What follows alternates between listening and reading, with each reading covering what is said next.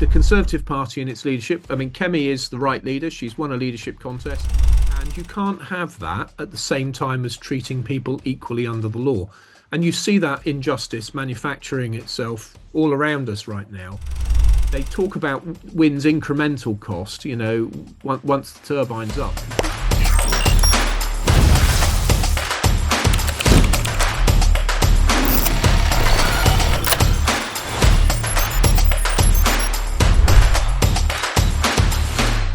Hello, Steve. It's an amazing opportunity for me to have you on the podcast.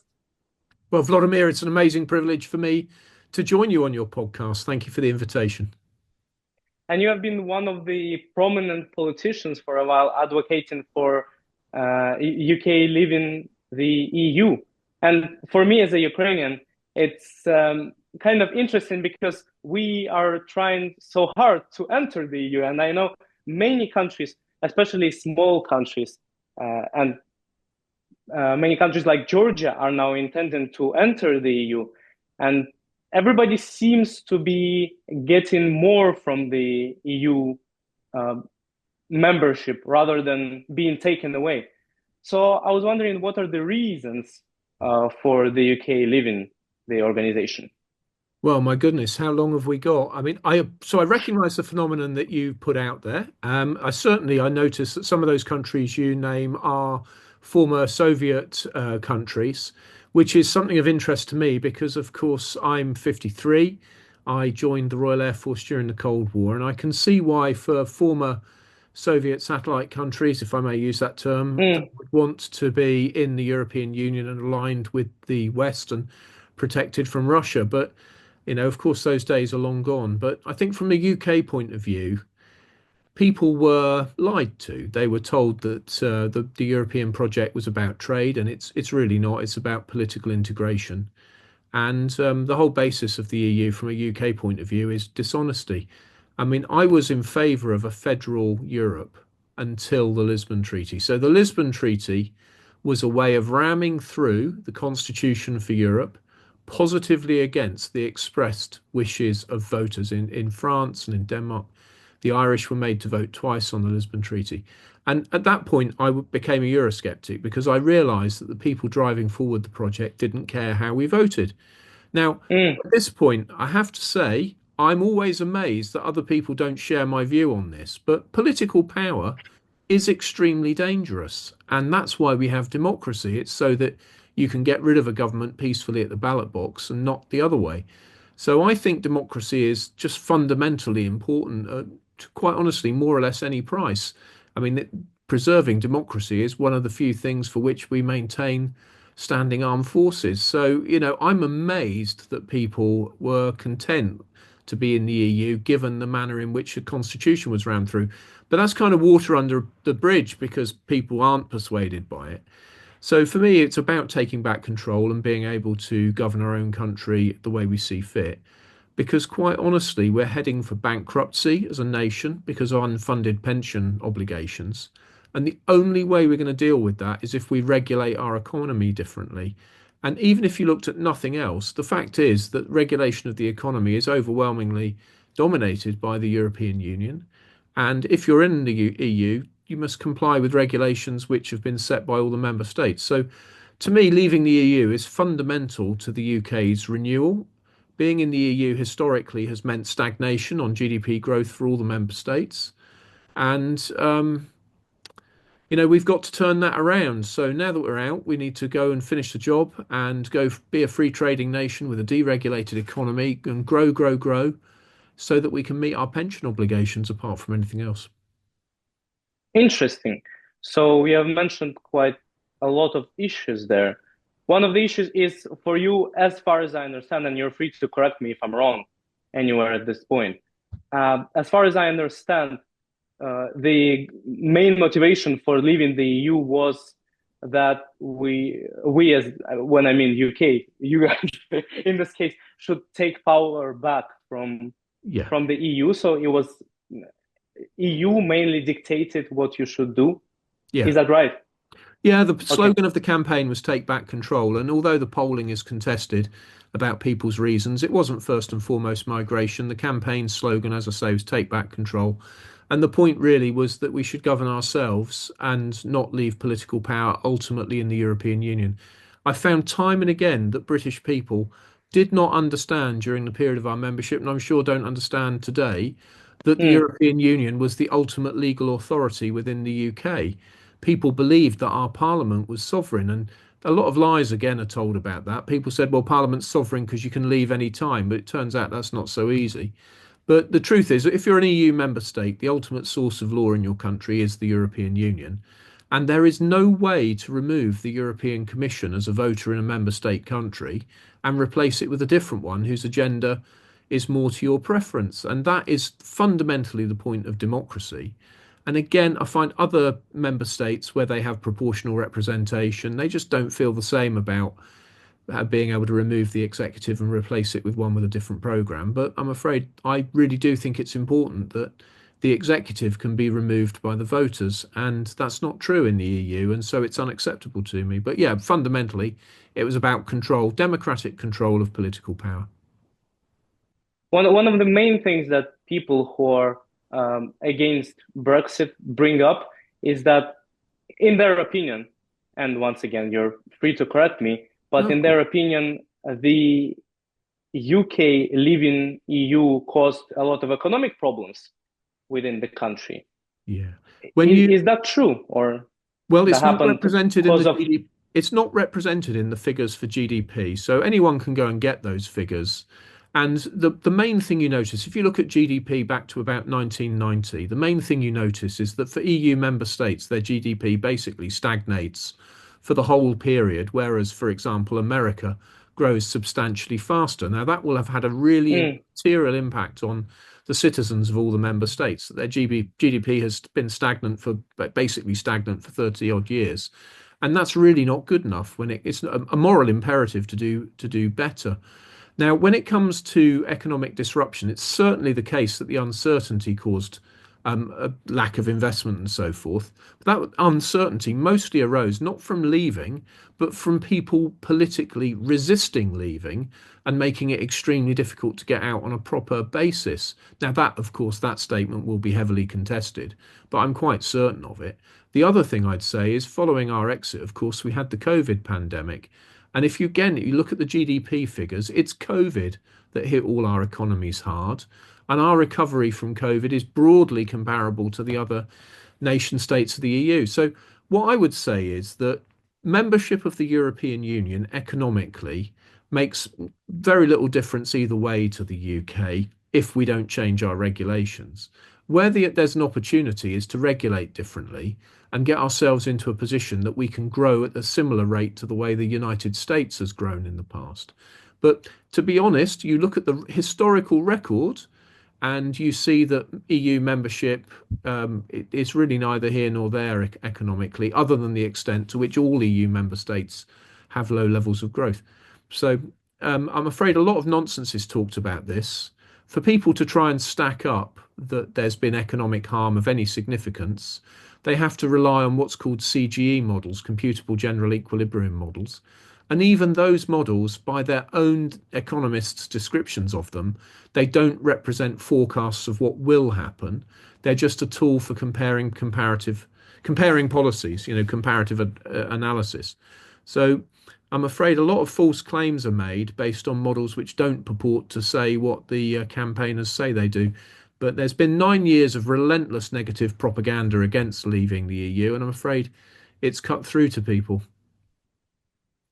mm.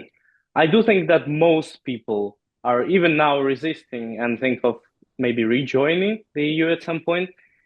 Well, The the polling's Yeah, what the it thing is on is, that, but what I would say is the EU won't want us back, not for a long time. with free trade, are isn't the isn't Brexit caused a lot of trade problems for with the EU membership countries?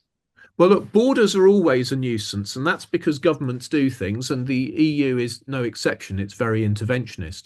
But what you discover is that the European Union puts up a lot of non-tariff barriers. That's really what the single market is about. It's about having no barriers within the EU, and even the EEA has barriers because of customs. But And that's a good thing, no? no, barriers are a bad thing. I mean, if it's no tariff. So there's a huge amount of confusion here when we're talking about this. I am in favour of unhampered free trade. I would like free trade with the whole world, including the EU, but I'd like it to be undistorted by state subsidies in nation states. Of course, that is a huge problem. And I think that having tariffs to defend a market against unfair anti-competitive distortions from other nation states, that's fair enough. So defending yourself against other markets distorting the economy is fair enough. But otherwise, I'd like to abolish both tariff and non-tariff barriers to free trade. The problem with the EU is it's only a free trade environment within the EU. They actually erect a lot of non-tariff barriers to the rest of the world. Now, it's true that by us leaving the EU, we end up susceptible to some of their non-tariff barriers. But this is a big choice for all of us. Do we want to live in a world where special vested interests secure non-tariff barriers to trade and thereby exploit consumers? Or do we want to live in a free trading world where these barriers are torn down? Now, given that the growth that's coming in the world will come from everywhere else but the European Union, which will be stagnant, which is stagnant, it's better for us to turn to the rest of the world and trade because although the EU as a share of our trade is quite substantial, it's not the majority, it's less than half and declining.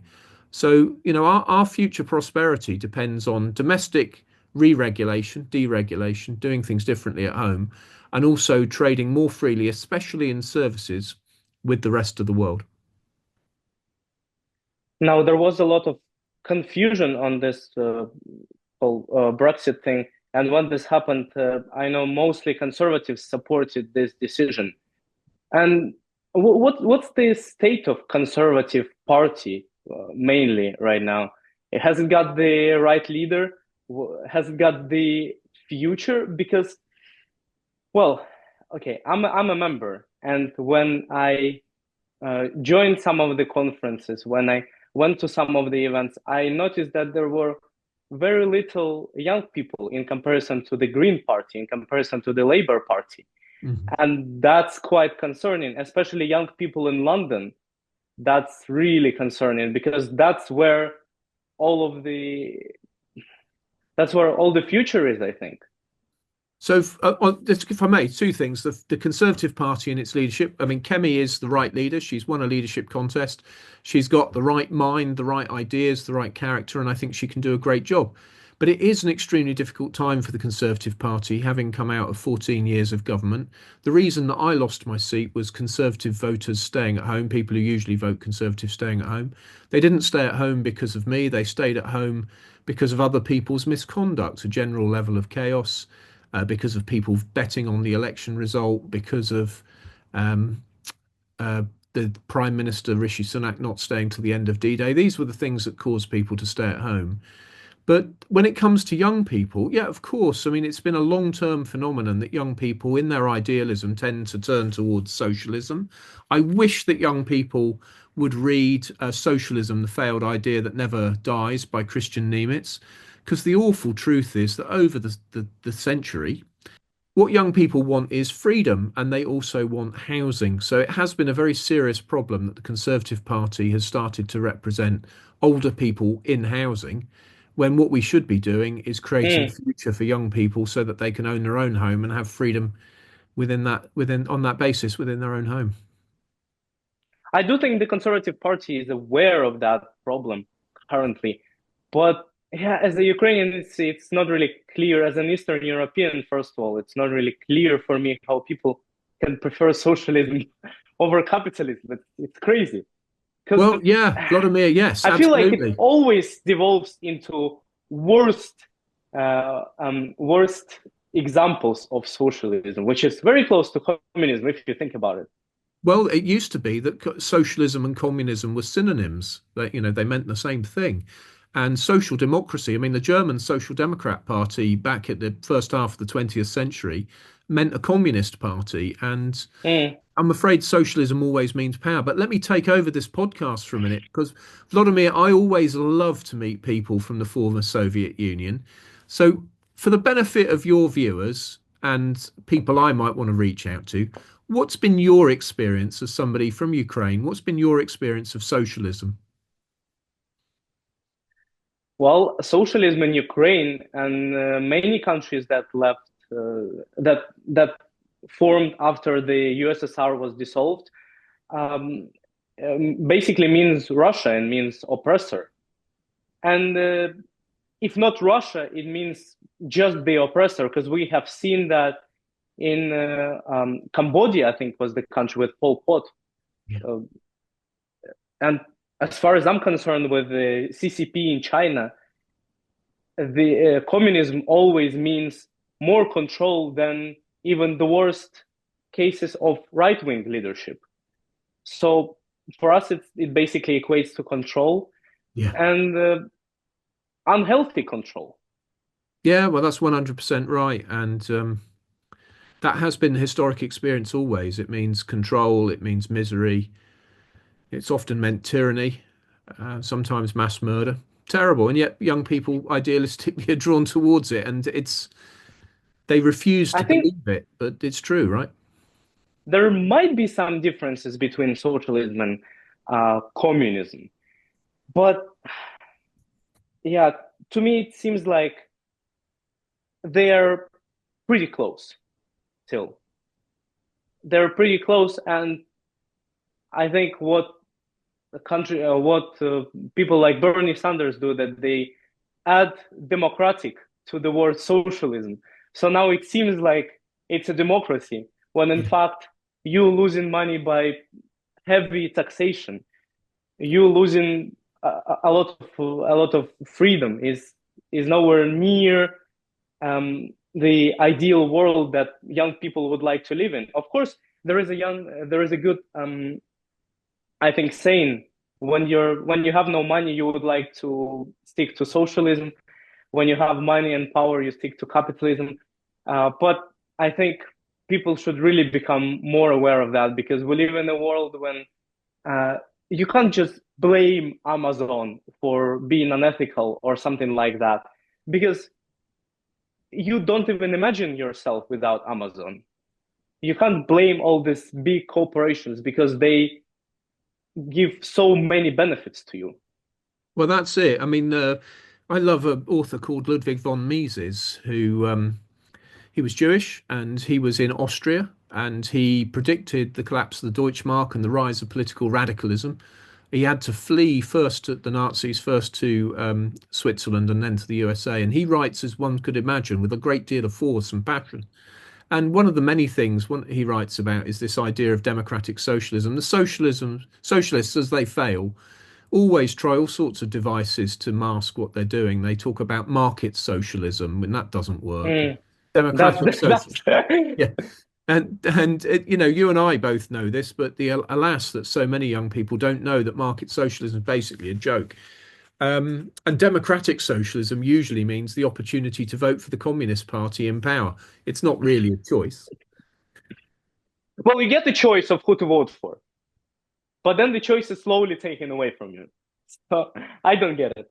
No, I don't get it either. It's terrible. But this different perception of the European Union, which is where we started, you know, I was very pro EU. I was pro the euro before I'd really studied monetary theory, and I was pro a federal Europe because I'm for free trade without boundaries. I'm quite happy with the free movement of people to live and work around Europe. Those are benefits to me, but they're benefits I'm not willing to purchase at the price of a lack of democratic control of political power. Because the long history is, particularly when things get difficult, the long history of humanity shows that without democratic control of political power, things do go wrong, terribly wrong, with excessive state power. And once they've started to go wrong, the only antidote is to remove those people, and the only way to remove them peacefully is democracy. So I think it's fundamental. But I can understand why people from Eastern European countries want to be in the EU as a bulwark against a return to socialism. Of course they do. Yeah, and there are a lot of cultural issues which were caused by this um, perception that if you stick to Russia in some of the traditional relationships, for example, it's now being perceived as, okay, we need to stick to some of the EU values. And some of the people feel actually quite discontent with some of the EU values, such as equality for all, when I don't think there is actual equality ever to be achieved. Equality is one of those really vexed subjects because the socialists have claimed it for their own. But what they really mean is equality of outcome. And you can't have that at the same time as treating people equally under the law. And you see that injustice manufacturing itself all around us right now, with people complaining that their victims haven't been treated right. So there's the way I would break down equality in a classical liberal sense, and this comes straight out of a book called Principles for a Free Society, is you start with what I would call moral equality or formal equality. You just say, for the purposes of politics and public policy and the law, everyone's equally worthy of consideration. So that moral equality. On top of that, you then say they're all equal before the law. That is, whoever they are, whatever their identity, the law applies equally to them. The third one is political equality, that everyone's vote should count the same. And it's legitimate to rule out, for example, prisoners because they forfeit their vote by breaking the law. But once they've been released, they do get the vote back and they should. So political equality. And then equality of opportunity, which is something you strive for, but which can never be Yeah, perfect without, because you can never have perfect equality of opportunity when people lead different lives. But you can certainly say that no one should be restrained from taking an opportunity by virtue of their identity. So everyone yeah, gets I believe so. Yeah. yeah, everyone gets an equal chance. Where equality breaks down, which is the left wing definition of equality, is to pursue equality of outcome. They sometimes call it equity. And that's where things go wrong because as soon as you pursue equal outcomes, you have to treat people differently and apart from their own particular choices and actions and merits. And that's where justice breaks down. And the irony is that the socialists think that equal outcomes is justice, and they're quite wrong. And I think that for those of us on the free market right, we need to learn to talk in terms of justice and say that actually, no, socialism is unjust and immoral precisely because it treats people differently because of their identity. And it is quite wrong to say to somebody, no, you may not have that job because you're a straight white male. That is quite wrong and bound to lead to resentment because it's unjust. What we should do is say that everyone has an equal chance, male, female, whatever colour, whatever belief, you get an equal chance to apply for a job and to get on and to make the most of your life. And so we should reclaim equality on the centre right. What left wing people would claim is that if we pursue, first of all, they would say that no, they would want equality of opportunity, but under one condition is if everybody would be treated equally. So if there was no, as they call it, bias. But I Well, just can't seem to understand how is this supposed to work because everybody is biased. so we've got to just tease out some of these things. If bias means hating somebody because of their identity, then I'm opposed to that. I think it's totally Yeah, yeah. unacceptable. Yeah, But exactly. I'm talking about picking someone in the position because you think he's he's a better fitting person because of some of his characteristics like race or Yeah. identity or But gender. the way I might think about this is that, if I decided that I wanted to make my living by dancing and singing, and I applied to the government as for a role as a dancer and singer, and they said, well, equal, we're going to treat everyone, we believe in equality. So if Steve wants to make his living dancing and singing, we're going to give him a job doing that. The trouble is, I can't dance and I can't sing. I'm terrible. And in a meritocracy, you let people succeed at what they're good at. And since we're all different and have different talents and skills, different people will succeed differently in different areas. And I choose dancing and singing partly to reduce it to something that's easy to understand, but Hmm. it might be air traffic controlling, for example, to pick a topical example on which I draw no conclusions. But when somebody's good at something, has a talent for it, and wishes to do it, they should be enabled to succeed. And what goes wrong with socialism is they hold people back and say, well, actually, no, it's not your turn to be successful in this Yeah, because yeah. you've had an advantage. What do You you mean have had I've that had in an the advantage? past, so now you can't have it. Well, so what I'm against is unfair privilege. So if somebody's wealthy because they've produced goods and services in the market which the customer has freely chosen, that's fine. And it results in them being wealthy so they can afford a Porsche instead of, I don't know, don't want to pick an inexpensive car, but they can afford a Porsche or a Rolls Royce. And that's maybe, you could call that a privilege, but it's not really. It's the result of their success in serving others by the opinion of those others. What I'm against is somebody capturing the state and instituting regulations which use the power of the state to advantage them. So, for example, with wind farms, there's something called contracts for difference. And what contracts for difference do, in a nutshell, is guarantee a high price for electricity if you produce that electricity using wind power. And that is a massive subsidy. Now, there are public policy reasons why people think it's a good idea, but it forces people to pay more for electricity in order that that electricity is produced by wind turbines, which of course are intermittent. And I am absolutely against subsidies of that nature.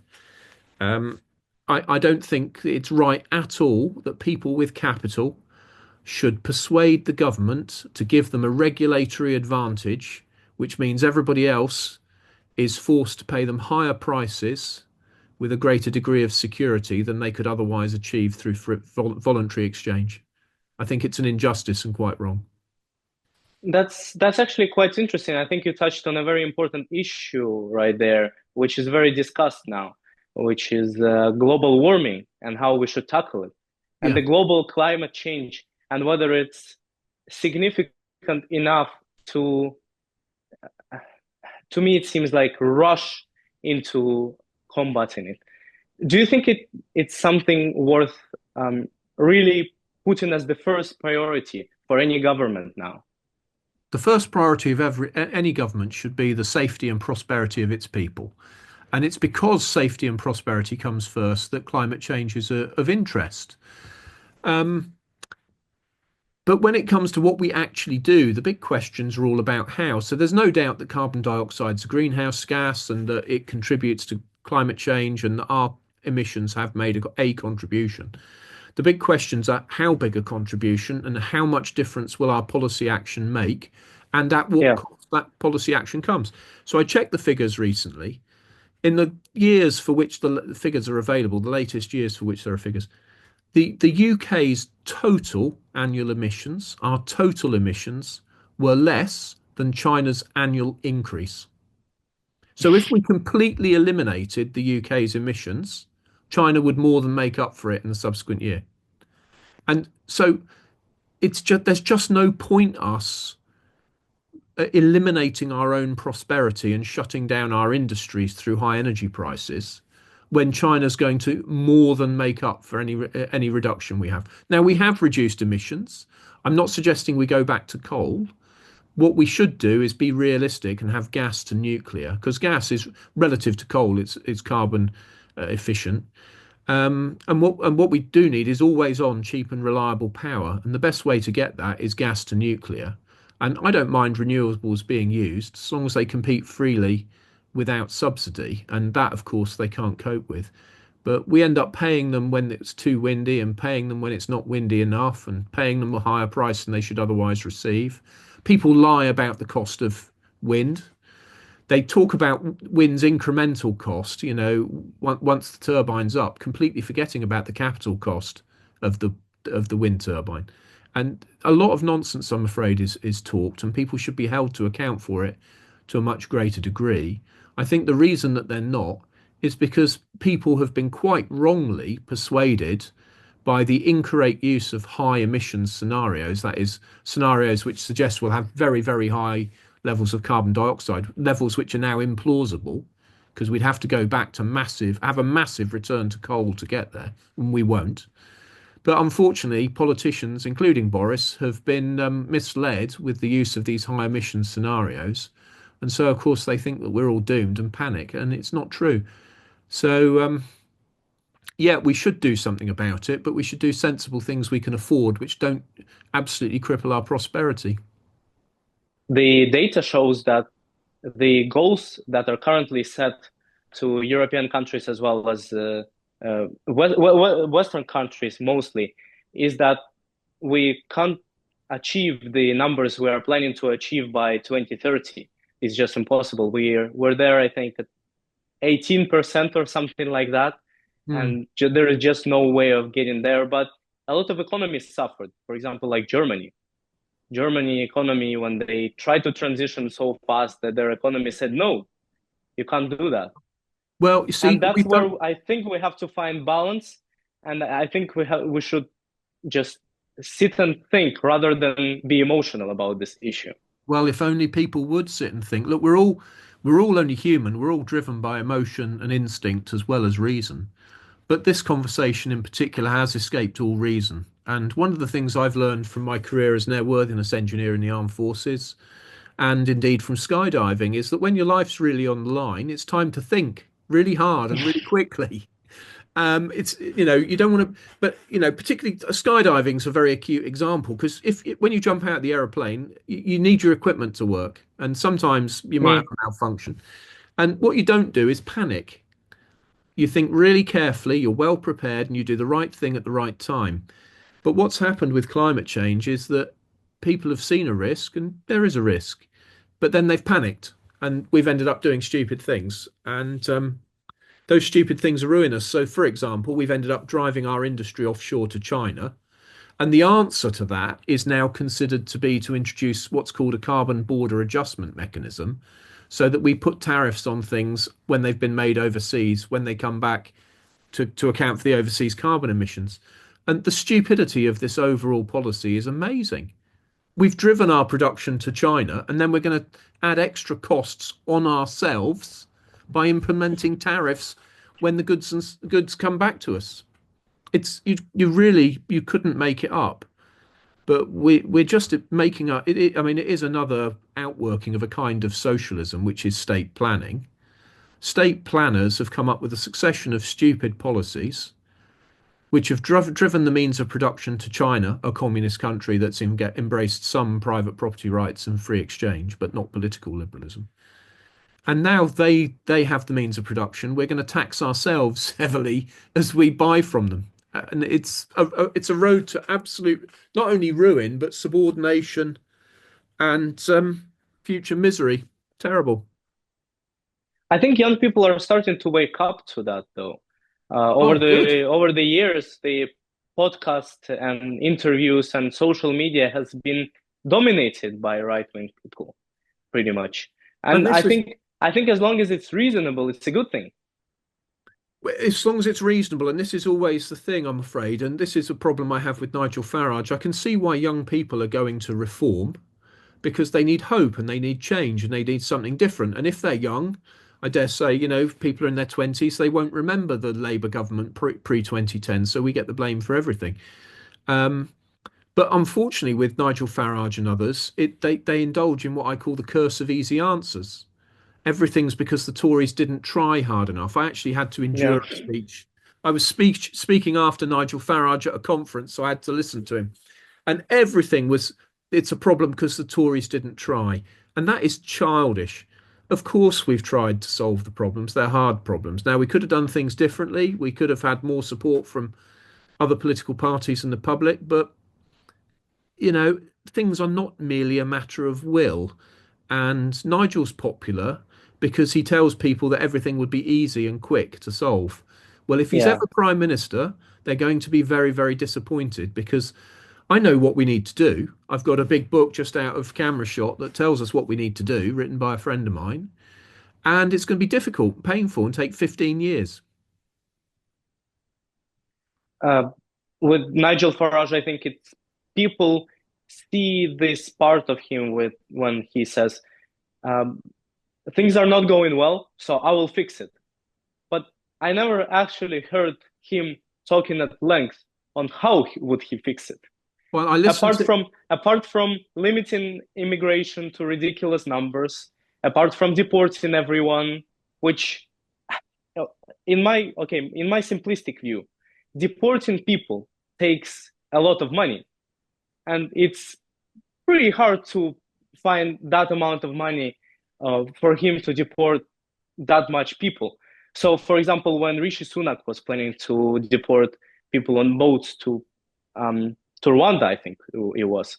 They had to give people money, they had to give people food, and it's not just sending people somewhere.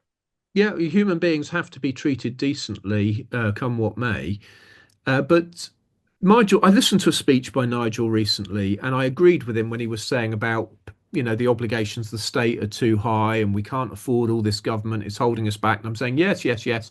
And then his answer was, and that's why we need to shut down immigration. It's like, Yeah. oh, it's true that we need to reduce immigration. There isn't public consent for these levels, and certainly illegal migration. We should do the things we need to do to save lives and to shut down illegal migration. But it won't balance the books, and that's the problem with Nigel, is he was letting people believe that shutting down immigration would balance the books. He was blaming migrants for our fiscal problems, and that's just wrong. And it's not only wrong, it's dangerous because migrants don't deserve the blame for our fiscal problems. The blame for our fiscal problems basically lies at the door of socialist MPs of all parties who've made expensive promises to older people, which we now can't afford, not least because of our stupid energy and other policies and over-regulating the economy, which mean we don't produce enough, haven't grown fast enough, and therefore can't meet those promises. Into all of that comes Nigel Farage, very popular, full of easy answers, all superficially attractive. But what he actually says is we need to stop migration as if that was the answer to all the problems. And it's simplistic, it's foolish, it's wrong, it's misleading. And this is why I don't work with him. This is why I'm not going to reform. And I'm afraid it's always been the same. Socialism fails, and then people turn to populists, and then it all goes terribly wrong. Now, I think we can still save the situation, but the route to saving that situation is the Conservative Party getting its backside into gear and doing proper free market things. What do you think is the reason he only suggests limiting migration as a solution? He likes Is being he, popular. that's the only reason? Does he Well, actually know other plans he's gonna have to make I in don't the want this government? podcast to be too newsworthy, Vladimir. I would like you to get a good hit out of it, but I don't want to say anything too wild about Nigel Farage. I've met him a couple of times. In many ways, I like him. I'm told that he and I often agree on most things, but when I listen to him, he's not saying what I need to hear from him. I would want to hear from him, if he wants to be Prime Minister, that he's going to balance the books by dealing with the issue of unfunded pensions, which are many trillions of pounds of liabilities, far beyond the national debt. And until Nigel's willing to say he's going to cut the winter fuel payment from well-off pensioners, that yes, pensioners will have to pay income tax, that the triple lock can't go on, that public sector pensions are going to have to go onto a contributory basis, and so on. Until he's willing to say those things, which will just stop the problem of unfunded pensions getting any worse, and then say what else he's going to do to deal with the problem. Until he's willing to say that, he's wasting everyone's time. Well, it has been amazing to have you on the podcast. I really enjoyed the conversation, so thank you so much. Well, Vladimir, it's been my privilege and I appreciate the opportunity. And I wish you and all your viewers very, very well indeed. I think young people are the future. And if I may say so, those of you from Eastern Europe have got a really, really important contribution to make to young people, especially their understanding of the terrible, terrible consequences of socialist policies. Thank you.